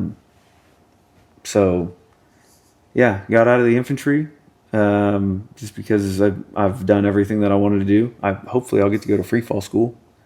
But this was like very recently, like past like what, 3 months? Not even. I've gone to 2 drills. Yeah. With the rigger company. Yeah, so very recent update. Yeah. I feel like a lot, but in the Guard, everything, we only drill monthly, and most of the stuff there's not much to talk about. And I could dive more into like the Africa deployment, but sorry, this is more of like an overview of kind of like what's gone on in your life and what's brought you to what. And I kind of wanted to get through like your I would say your military career, your professional career, your life. My thought was like just wrap up the military stuff and then backtrack. Talked about Nemea. Well, the fire stuff. Well, that too. Because that leads into the Nemea thing. Yeah. More the fire stuff than the military stuff. But I had nothing else I wanted to do in the infantry. My unit was no longer airborne, so I still had things I wanted to do in the airborne world, and I just was done deploying and all that. So the rigger world was the best fit for what I was looking for, and it was going to allow me to just have way more time at home. Yeah. So nothing wrong with that. Whatever. I'm on cruise control with my career. And then everybody who's accused me of stealing valor is going to shit when I take a reduction to specialist to go to AIT. And I'm a master rated quad stack dude with 2 deployments. So eat my ass. The Guard's different. Yeah. Different beast. But so backtracking to the fire career, I got on my dad's fire department, and I was there for 11 months and some change. I was almost out of my probationary year, and I was asked to resign for something that had nothing to do with me. And that we could spend 3 hours talking about that. It was a bunch of political / personal shit that had nothing to do with me, but I was the easy target. So I was asked to resign, and I went back to working at FedEx. And then it was like right at that same time, my car got totaled in an accident. And then like a week later, I was asked to resign, and I couldn't go work anywhere because I didn't have a car, and I couldn't get a car loan because I didn't have a job. And that's when I met her. So, like, I thought I was this, like, veteran success story. Like, I made it. Like, I had a plan, and I stuck to my plan, and I'm like, here I am. Like, one of the higher paying fire jobs in the state of Indiana. And I'm like 23, and I had a sick apartment. I had a brand new car. I had the dream job. It was like, I'm coasting. Like, I made it. This isn't hard at all. Yeah. Well, yeah. God had something for me. me. Like, I gotta humble you a little bit. Yeah. He humbled me. Yeah. So, I felt like I achieved this really high level of like personal success in like 6 months. And I thought like that was fast. Like I knocked this out fast. Like most people, it takes a long time. They got to go through years and years of processes, or these veterans struggle when they transition out. And, man, like I crushed it. And then, little did I know how fast you could lose it all. Cause I think it was like literally 2 weeks from the time that I totaled my car in an accident that wasn't my fault, to the time that I lost my job and I met her and I went back to FedEx, and I essentially had to like lie on that loan. Like I had gotten confirmation from FedEx that like when I get a car, I can go back to start working there. So I asked them to like, hey, if the loan company calls you, like tell them that I'm employed with you, because like as soon as I get the car, I'm coming to work. Yeah, you can't get a car until you get a job. You can't get a job until you get a car. So it's like, what? Yeah. So we worked all that out, and I got my car, but I also realized that, I don't make enough money for this apartment anymore. So we've been together for like a month, and it was like looking at our bills, look at the bank account. I was like, okay, we have enough money to ride this lease out and then end up having to move and be broke. Or we can just break the lease now and use all of our savings, and we can just move on and get the ball rolling on whatever's next, which is what we ended up doing. So I essentially drained my savings to break the lease. And my girlfriend of like 1 month and I moved into my parents' spare bedroom. No box spring, no nothing, just a mattress on the floor, and roughing it, dude. Yeah. With your new lovely lady. Yeah, and I don't know what you were thinking. Yeah. What an idiot. Yeah. But obviously I'm joking, dude. But you talk about like a girl that's down for the cause. Like, yeah, hey. I don't know. Great personality or something, yeah. But yeah, we moved back there, and we were both driving like an hour to work, and just trying to kind of rebuild. And then eventually we were able to build ourselves back up to go get a little like 500 or 600 square foot apartment in North Indy, which led to us being able to get a much nicer apartment, 2-bedroom, 2-bath apartment in Noblesville, right outside of like a very nice town center. And in that rebuilding process, my truck got stolen at FedEx, and I got fired for it. I was on the phone with you when that happened. Were you on the phone with when that happened? You're like, my fucking truck just got stolen. He's like, I gotta go. I was like, all right, I'll talk to you, maybe. Dude. Yeah, that was wild. I was like, no, you're just joking with me, but no. If anybody's watching this video to this point, you can pause, go Google or something like Noblesville, Indiana FedEx truck stolen. And there's a video of this guy running from the cops in my FedEx truck, which he then totaled into somebody's property. And I ended up getting fired for it because I did not properly secure the truck. Right, because everyone always takes the keys with them. Yeah. So, and like, my buddy was like, look, dude, like, you can't work. You can't, because you're under investigation. Yeah. The investigation is going to take like 6 to 9 months. You can't work while you're under investigation. So I'm just telling you, as a friend, you're probably going to get fired for this because it's a corporate thing. And I would rather just see you move on and go get a job somewhere else. He's like, because I already know how this is going to end. Like, don't just wait. Yeah. Like, move all on. Right. So then I started, so it's just in this building process, we were starting to slowly climb the ladder of life again. God humbled me again. And, but then we were kind of trapped. Like I started working at Kittle's delivering furniture, and then left there for a sales job, and I'm not good at sales. God loves salesmen. I'm not good at any of the skeezy, like operating in the gray. Yeah, I know. I'm not good with that stuff, profit margins and all that. I think I'm too honest and too kind. Like I'd rather just, which I literally did, like give all of my profit to somebody to give them the lowest possible price just to help them. And I think that was like the first sale that I made was like the week I was leaving. And I just didn't care anymore. And it was like, look, I'm literally not making a penny off of this sale. I'm just trying to help you. This is the absolute lowest price I can give you for this project. It's like, I don't care. Yeah. So, but during that time, because I wasn't making any money, I wasn't landing any sales, so I wasn't making any commission. I started door dashing just to put enough gas in my car to get to work and back.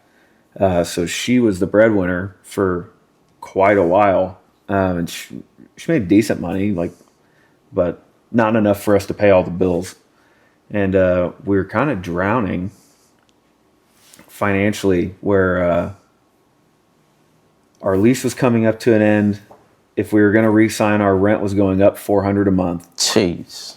It was going from $1,250 That's to crazy. It was going from $1,250 to $400 is from $1,250 to $1,650, and we didn't make an on-time rent payment for like 6 months. We're days late every single month. So it was like, okay, well, we can't do that. Like we can't afford any of our bills, let alone stay here. But looking for a new apartment, you have to make first and last month's rent. Our apartment, we had to give 90 days notice before we actually left. So whenever we found a place to move into, we were still going to be committed to 3 months of rent. First and last month's rent, application fees, pet fees. right. It was like we're stuck. Unless we move out into a fucking box, we can't go anywhere.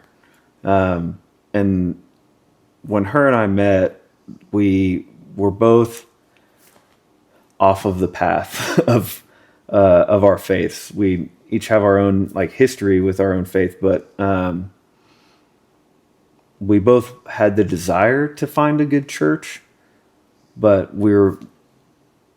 that's pretty much all we had. Yeah, you weren't actively seeking for it. Yeah, we weren't actively going to church or anything, but we both knew that we wanted to find a church, and we just so happened to find the church we've gone to for 5 or 6 years now. Was like 5 minutes away from us, and so we started going there. And Pastor Dave was talking about prayer one day, and he said to completely submit to God. And I remember he was saying, like, most of us don't feel like we're worthy of praying for ourselves. Mm-hmm. Or if we are praying for ourselves, we don't pray for the little things. We pray for just the biggest things. And he was like, that's not how prayer works. And yeah, he's reciting all this scripture, but he's like, God wants to know everything that's on your heart. Big, small, for you, for others. And I remember one of the things he said was how arrogant of us to think that any of our problems are too big or too small for God, because they are all minuscule compared to the glory of God. Right. So give him everything. And I remember I started doing that. And I remember I remember exactly where we were. We were on 146 in Bowdoin, turning left. I don't remember where we were going, but I remember we were there when I was telling you it, because you were asking me how are we going to pay for something. And I just said, I don't know, and I'm not worrying about it. It was like, I'm giving it all up. I have no weight on my shoulders. I'm completely trusting in his process and that he will provide. And I don't know how we're going to do it, but I have faith that it will be taken care of. And then talk about how fast you can lose everything. It was like within 2 weeks, it was like right in that time is when we started talking about Nemea, because I was like in between so many jobs, and somebody told me that, hey, you know some stuff about shooting, you should teach. And I was kind of already doing a podcast for fun. And then you and I were always like gear nerds. And so we're like, hey, instead of like doing all these things separately, what if we just like merge them? Yeah, combined all these things into one thing. So that was like the seed that was planted, and having like the epiphany of like, we just put all this stuff together and just do all of it. Yeah. Under one brand name, which led to the website and the merch. Yeah, we're gonna get there. Yeah. But yeah, I lost everything in 2 weeks, but it was like within 2 weeks, like all of my questions, all of my stressors were taken care of, or at least we had the answers. My mom was like, hey, we're buying a property. We're either going to sell our current house or we can rent it to you guys. And don't worry about the application fees. Don't worry about, like, you don't have to worry about rent. Yeah, just move in. Yeah. Get out from underneath your lease, and then then you can start paying us rent. Yeah. So that was a massive blessing. And then the house that we used to live on, just a mattress on the floor, is now the house that we're in the process of buying now. And then the job thing, I remember I was wrapping up a day of sales appointments, and I got a phone call from one of the fire processes that I was in that, hey, we'd like to hire you, and we'd like to start you here in about a month.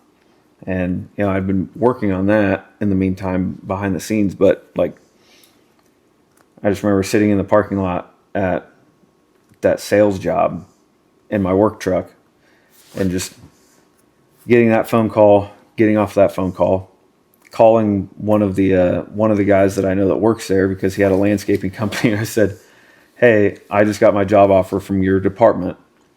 Can I just come work for your landscaping company for the next month until I start? And he was like, absolutely. Got off that phone call, called my manager at the sales place and said, I'm sorry, I can't give you 2 weeks notice, but I just got a job offer from the fire department and I have to quit now. So thanks for the opportunity. My truck's in the parking lot. I'm leaving all the stuff in it. And yeah, thanks. And he was like, okay. And I went and started landscaping the next day, and just grinded that out until I started. And then now I've been on that department for 4 years. And I think God knew that the department I was on, I think God knew I needed a whole lot of development. Right. That was only going to happen through that some struggle. Yeah. 4 years of absolute suffering, some building of some character, endurance. 4 years hope. of absolutely eating shit. Yeah. Yeah. Romans 5:5 says something about that. Yeah.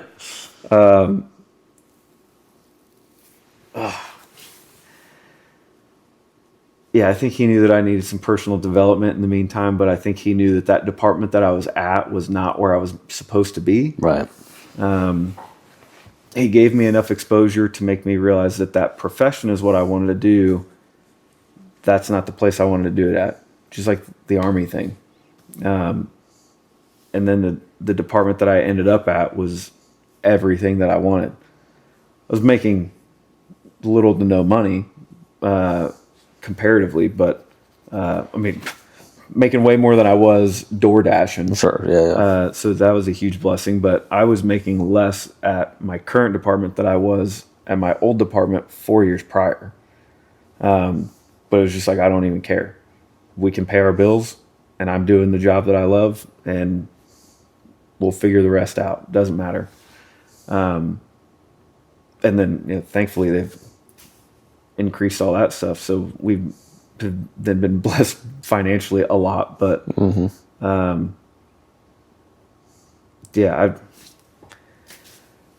I don't really believe in coincidence anymore. I just have faith, and it just so happens that when we really started surrendering everything to God is when this tidal wave of blessings came. And I don't know if that's what he was waiting on, like this we were kind of talking about the other day. I don't know if that's what he was waiting for us to do was to just get closer to him, and then here it is. But I absolutely adore my job.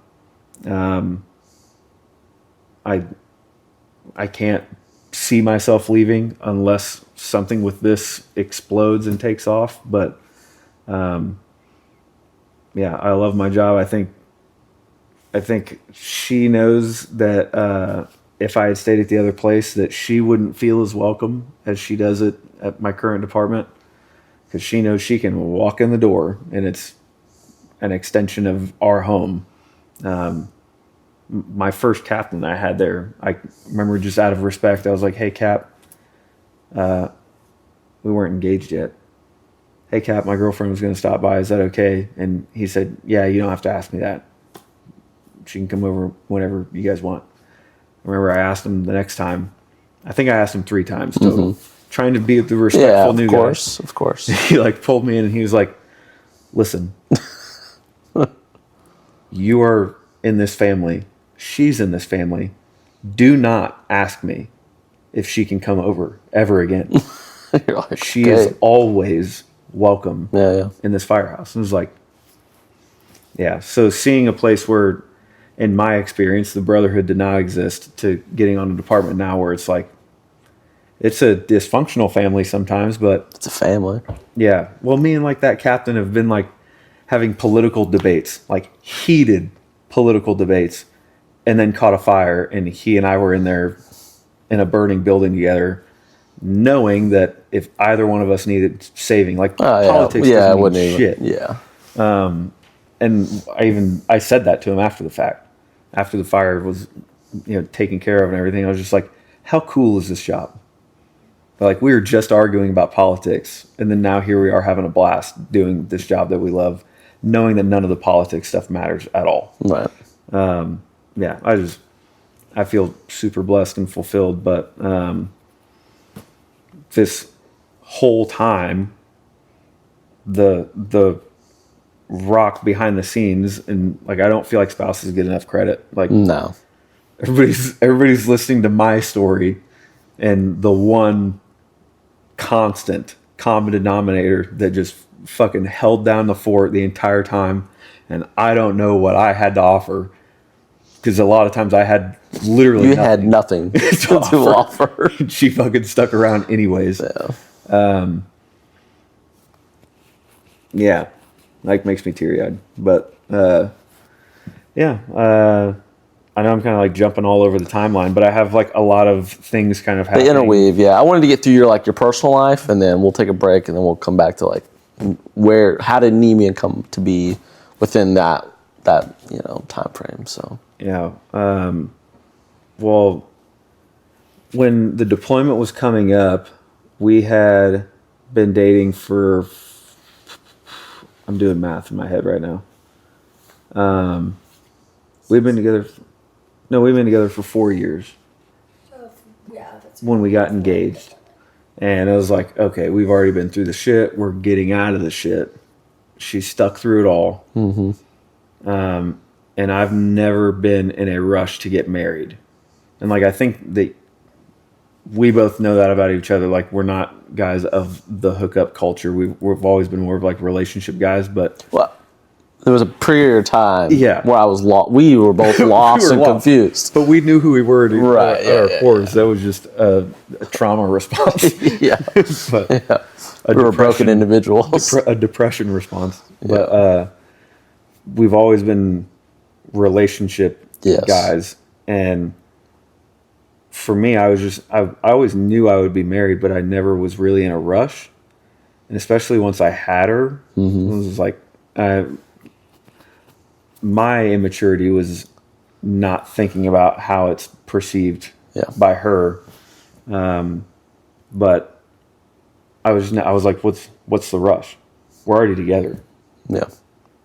Like, there's a ring and some paperwork. Like, I already have you. The hard work's done. So I was never in a rush about it, but I knew enough that it was like, we're going to get married, and she deserves to have a ring before I leave. so she knows that like she's not just going to get strung along for another indefinite time period. So we were still broke, still like trying to climb out of the hole that we were in. But I went and opened up a new credit card just to get her ring, and was able to propose to her because I didn't even know, like we'd never been on a vacation together. It was like, I don't know what this deployment's going to look like. I don't know if I'm going to fucking die. Like you never know. So it was like, we need to take a vacation together. And like went into credit card debt for that. Took out a new credit card just to get the ring. Didn't know if it was going to be there. It was supposed to arrive like the day before or the day of us leaving. So I didn't even know if I was going to be able to propose to her. But we went down to Florida, took our little 2-week-long vacation, went to Disney. And I do want to tell the engagement story though, because it's fun. What's it called? Disney Springs. Mm-hmm. Who am I telling? Yeah, of course. Yeah, and so we racked out. We had gone to. I love you. We'd already been doing the Disney thing, and we had like this little resort stay. The only way we could afford it was like through blue green vacations. Yeah. From Cabela's, the timeshare shit. It was the only way we could afford to do it. But we got this little resort stay. We were going to Disney, but we spent a day at Disney Springs. And I knew that was the plan. It was like, okay, I'm proposing tonight. Now the plan was behind our little resort apartment building was this pier that went out into the middle of this like big lake. And you could kind of like, I feel like you could see like the lights of Disney in the background. I was like, I'm going to go out to the pier. And that's where I'm going to do it. And we'd been walking around all day. And then our Uber took us to like the opposite side of the resort compound. Yeah. So then we walk all the way back over. And I was just like, hey, like this is our last night here at the resort. Like, I'm like trying to get her to go out to the pier. And she's like grumpy. She's like, my feet hurt. I'm exhausted. Yeah. I just want to go get into comfy clothes and go to bed. And I was just like, okay. Oh, dang. I ruined it. So we go up there, but we like had this really nice suite that had a really nice balcony view overlooking the water. And so I was like, all right, I'm gonna go stand on this balcony until she comes out here. Because if we can't be on the pier in the middle of the water, at least we can be on the balcony overlooking the water. And so I didn't change or anything, but I went out on the balcony and sat out there just heart racing and just waiting for her for what felt like forever. Yeah, you'll eat yourself out of planes, but the idea of asking a woman to marry you, your heart wants to jump in your chest. And knowing she's going to say yes. Right, yeah. Because she's told me a million times she's going to say yes. She comes out in pajamas. Hair's all put up, makeup's off, in pajamas. And I was like, all right. Doesn't matter. Guess this is how it's happening. Yeah. But it was like, I loved it because it was such an intimate thing, like getting to see her, a version of her that only I get to see anyways. So to me, it made it all the more special, but I was like, all right, this is it. And proposed right there. And then she said yes. I don't know why, but then that was October. And then I think I was leaving in January, and I didn't think I got home until like March. So I was gone for 14 months. And, we had talked about wedding stuff, and I was lucky enough to have good enough service so we could kind of talk through the planning process while I was gone. But she did everything. Like, I feel like most of the times dudes like don't really help a lot through the process. The wives are getting what they want. I didn't do shit. Like, I helped fund the thing. Yeah. But she had access to the bank account, and she just did what she needed to do. So I just came home, and she just told me where to be and where to stand and stuff. I really didn't do any of it. And then, we got married. I got home in March. Yeah. Well, first of all, let's just not overlook it. It's like you were like, all right, I'm going to get married. when Caleb's deployed. Which I know, obviously, plan your wedding how you should, but I was like, finally, my best friend gets married, and you do it while I'm fucking gone. I didn't pick the date. Dude. I know, dude, but That's her fault. I know. Luckily, God willing, I was able to make it still. But yeah, I was like, dude, what the? And then Jeff, his wedding was while I was gone too. I made it back in time, but then I had to go back forward to deal with some problems. But well, yeah, that was like, I don't know. I got home in March, and then we got married in July, and dude, how that even like happened with it, just being a God thing. Like, you got home from a deployment to be there. in the middle of the deployment. Yeah, my brother, who was stationed in Germany, was able to make it back to be there. My older brother, who lived in Florida, was able to get up there. We had so much of my family from Texas, and from all, like, literally, it was like not an exaggeration. People came from all over the world. And one of the things I remember when we were sitting in our spots, and everybody was eating, was like I was trying really hard to deliberately take in the moment of like, these are all of like the most important people in our lives that would never know each other. They would never be in the same room with each other. And for some reason, they thought that we were worth it enough to go this far out of their way to be here, and we'll never see all these people in the same room ever again. And like, I don't know. I don't even know how much of your family was there, but your grandma was there. That you just, it couldn't have. It was supposed to rain that day. Mm-hmm. Not a speck, dude. Clear Like, skies. It couldn't have been more perfect. My vows were also 10 out of 10. You did a good job. You did good. You did good. I was halfway expecting you to be more jokeful, because that's our personality. I mean, I told my wife I'd grab her butt every day in our vows. But, I mean, it's me. But no, yours were very, very good.